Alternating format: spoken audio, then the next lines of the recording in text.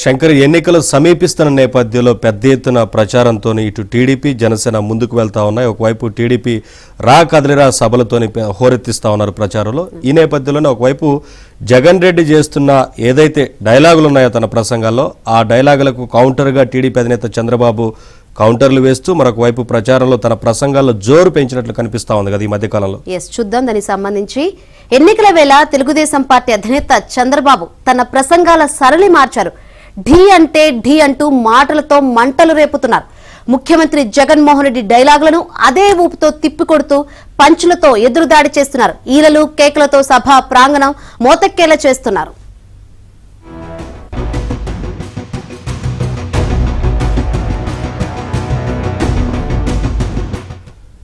సుదీర్ఘ రాజకీయ అనుభవం ఉన్న చంద్రబాబు గతంలో తన ప్రసంగాల్లో పంచు డైలాగులకు పెద్దగా ప్రాధాన్యం ఇచ్చేవారు కాదు. తాను అనుకున్న విషయాన్ని విపులంగా జనానికి అర్థమయ్యేలా చెప్పాలని తాపత్రయపడేవారు. దీంతో ఆయన ప్రసంగాలు సుదీర్ఘంగా సాగేవి. కానీ ఎన్నికలు సమీపిస్తున్న తరుణంలో ఆయన ఆ పద్ధతిని మార్చేశారు. లెక్కలు అంకెలు ఎత్తివేసి సూటిగా ఘాటుగా మాట్లాడుతున్నారు. రా కదలిరా పేరుతో జరిగిన సభల్లో ఆయన ఈ మార్పు చూపించారు.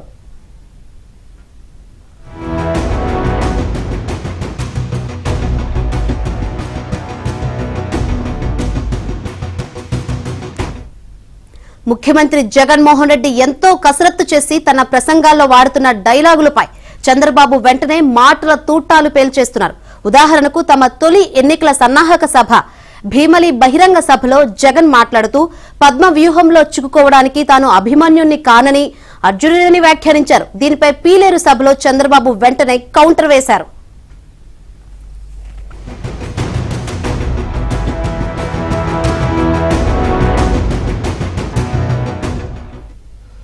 అయ్యా పురాణ పురుష, నువ్వు అభిమన్యుడివి కాదు, ఆయన తండ్రి అర్జునుడివి కాదు. నువ్వు ఈ రాష్ట్రం పాలిట భస్మాసురుడివి. నీకు వేరే పద్మవ్యూహాలు అక్కర్లేదు. నీ నెత్తిన నువ్వు పెట్టుకుంటున్న చెయ్యి చాలు అని ఆయన వ్యాఖ్యానించారు. ఈ వ్యాఖ్య ద్వారా చంద్రబాబు తన పార్టీ శ్రేణులకు ఒక లైన్ ఇచ్చేశారు. జగన్ తాను ఎప్పుడు అర్జునుడినని చెప్పుకున్నా ఆయన భస్మాసురుడని జవాబివ్వడానికి టీడీపీ నేతలు సిద్ధమైపోయారు.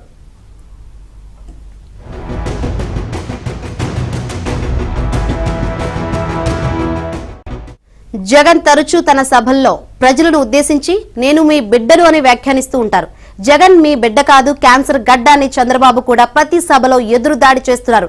క్యాన్సర్ గడ్డ మాదిరిగా వివిధ వర్గాల ప్రజలను జీవితాలను జగన్ ఎలా అతలాకుతం చేస్తున్నారో కూడా ఉదాహరణలు ఇస్తున్నారు.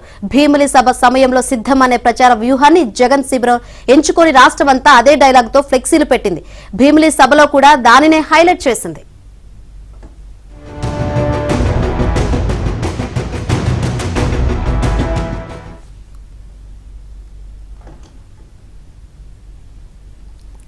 ఎన్నికల యుద్ధానికి తాము సిద్ధమన్న ధీమాను వ్యక్తం చేయడానికి ఆ థీమ్ను ఆ పార్టీ వ్యూహకర్తలు ఎంచుకున్నారు. దీనికి కూడా చంద్రబాబు తన సభల్లో కౌంటర్ ఇచ్చారు.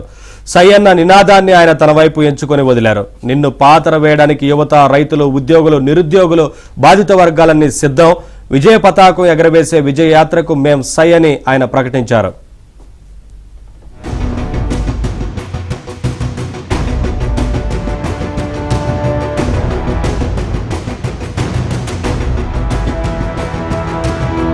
చంద్రబాబు నుంచి అంతే వేగంగా వెళ్తున్న పరిస్థితి అయితే ఉంది. టీడీపీ అధినేత చంద్రబాబు కూడా తన ప్రసంగ సరళిని పూర్తి స్థాయిలో మార్చేశారు. భీమిలి సభలో, సిద్ధం సభలో జగన్మోహన్ రెడ్డి ఏవైతే పంచులు విసిరారో ఆ పంచులకి కౌంటర్లు వెంటనే తన రా కదలిరా సభల్లో చేస్తున్న పరిస్థితి అయితే ఉంది.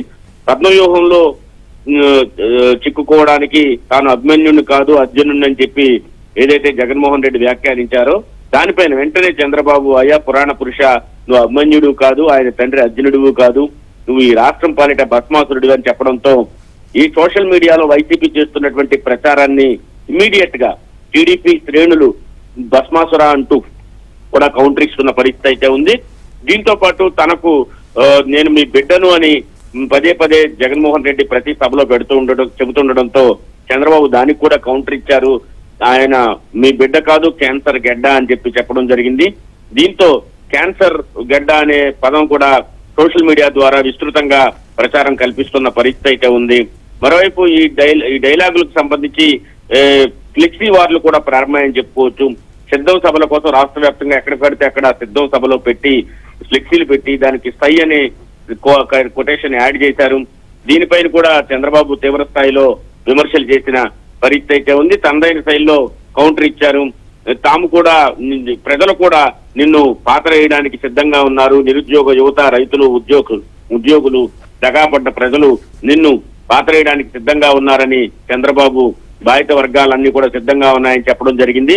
దీంతో తన ప్రచార సరళిని ఎదుటి వ్యక్తి వ్యూహాలను బట్టి తన ప్రచార సరళిని కూడా మార్చుకోవడంలో చంద్రబాబు గత కొంతకాలంగా తన స్పీచ్ల్లో మార్పులు చేసినట్టుగా మనకు కనిపిస్తోంది. అదేవిధంగా విజయ పథకం సై అని ఆయన ఏదైతే చెప్పారో దాన్ని కౌంటర్ ఇవ్వడం, వైఎస్ షర్మిల, పవన్ కళ్యాణ్, చంద్రబాబు తరపున స్టార్ క్యాంపెయినర్లు అంటూ కొత్త ప్రచారాన్ని కూడా జగన్మోహన్ రెడ్డి తన సిద్ధం సభల్లో తీసుకురావడం జరిగింది. అయితే తమకు స్టార్ క్యాంపెయినర్లు వారు కాదు, నీ వల్ల దగాపడ్డ నిరుపేదలైనటువంటి ప్రజలు, ఉద్యోగులు, అదేవిధంగా నిరుద్యోగులు అని చెప్పేసి చంద్రబాబు కౌంటర్ దానికి ఇవ్వడం జరిగింది.